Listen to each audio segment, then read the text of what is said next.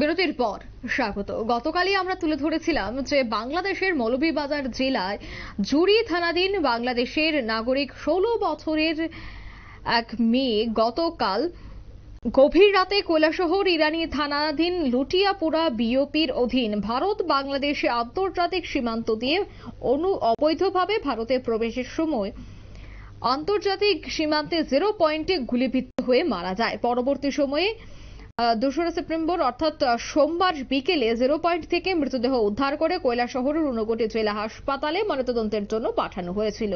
মৃতদেহ উদ্ধারের পর লুটিয়াপুরা বিওপির 199 নম্বর ব্যাটালিয়নের বিএসএফ এর পক্ষ থেকে ইরানি থানায় একটি মামলা করা হয়েছিল।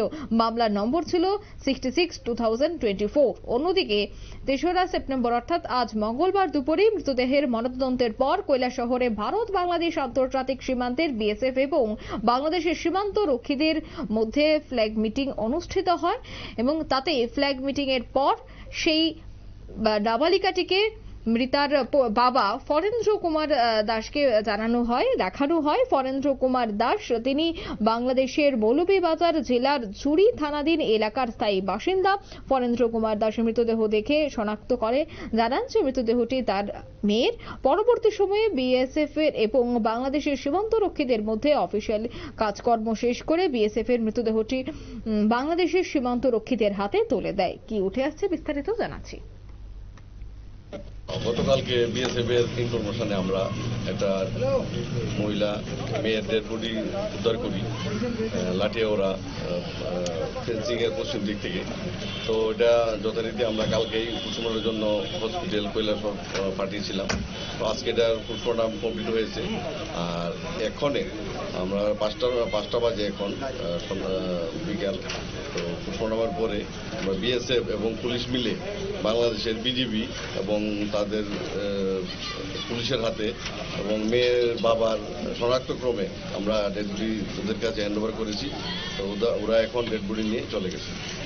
যে নাবালিকার মানে মৃতদেহটা পেয়েছিলেন আপনারা, সেই নাবালিকার বাড়ি কোথায় ছিল? বাড়ি বাংলাদেশ জুড়ি। তো আজকে এই মৃতদেহটা কে শনাক্তকরণ করেছে? তার বাবা, তার নিজের বাবা ফরিন্দ্র দাস। তো মৃতদেহের শরীরে কোনো ধরনের আঘাত পাওয়া গিয়েছিল কি? এটা তো একটা ফায়ারিং আঘাত ছিল। তো এটা এই মৃতদেহটা গতকালকে ঠিক কোন জায়গায় পাওয়া গিয়েছিল? লাটিয়াপুরা বিএসএফ ক্যাম্প থেকে 2.5 কিলোমিটার উত্তরে কালেরকান্দি। পিলার নাম্বার কি আপনার মনে আছে? পিলার নাম্বারটা মনে নেই। কি মনে করেন এটা কি কারণে এমন ঘটনা ঘটতে পারে?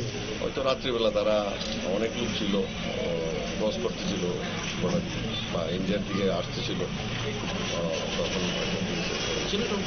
ইনভেস্টিগেশনের ব্যাপার। আপনারা শুনলেন পুলিশ আধিকারিকের বক্তব্য। মঙ্গলবার কৈলাসহর মনুল্যান্ড কাস্টম দিয়ে ভারত বাংলাদেশ আন্তর্জাতিক সীমান্তে মৃত বাংলাদেশি নাবালিকার দেহ হস্তান্তর করল বিএসএফ। মৃতদেহ হস্তান্তর করার সময় দুদেশের সীমান্তে প্রচুর সাধারণ মানুষের ভিড় লক্ষ্য করা গেছে। নিয়ে নিচে ছোট্ট একটি বিজ্ঞাপন বিরতি, সঙ্গে থাকুন।